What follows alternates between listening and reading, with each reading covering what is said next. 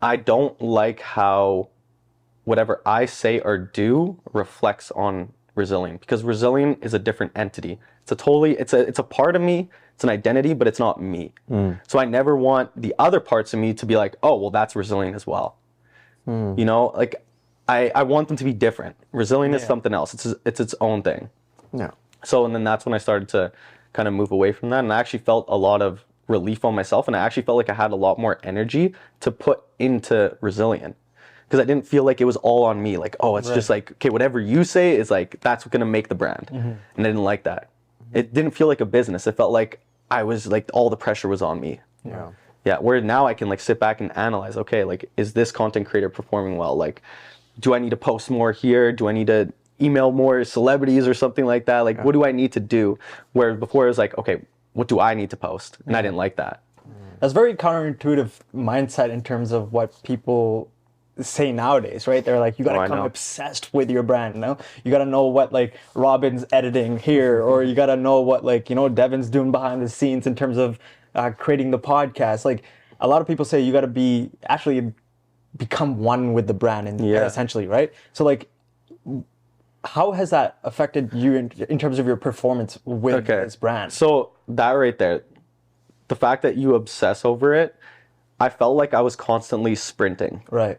And when you're how long can you really sprint for? Not that long. Before you burn out. 12 seconds. So then that's why a lot of these people burn out. Or you don't even know how they actually feel behind closed doors. Sure, Yeah. 100%. But if you're constantly sprinting, I will tell you right now, you're gonna burn out and your business probably won't end up doing good. Or if it does good, you're gonna feel like shit. Like, don't you want to have a successful business and be happy and have a good time and have an exciting life? Yeah. Okay, well, that's what I want. So why would I be sprinting all the time? I'm not happy when I'm sprinting. I can't even talk, right? If I'm playing soccer and I'm sprinting all the time, you think I can have a chat with my buddy? Yeah. Like, it's impossible. Yeah. So I looked at it that way. I was like, I don't want to be sprinting 24/7. I want to be calm and be able to analyze things and be aware of what's happening, but I want to have control of it. Not these people have almost control over me that like I have to keep on producing this content.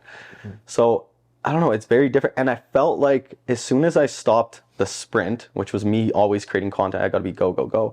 I actually felt like I had more energy to actually put into the brand, which was weird because I was the brand and I was putting energy into myself, but I was like the product. Right. And if I'm the product and I'm trying to always improve the product, I feel like I can't improve the business.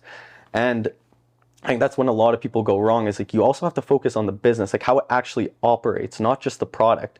It's like if you have, like you could have the best t-shirt, the highest quality t-shirt, but if you don't know how to run a business, that t-shirt's never gonna sell.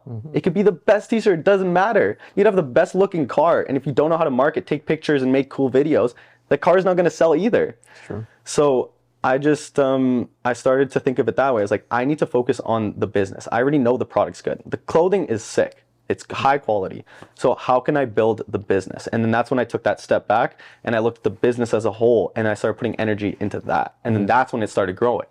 And now I'm in a place where it makes profit, where before it wasn't. It was just breaking even.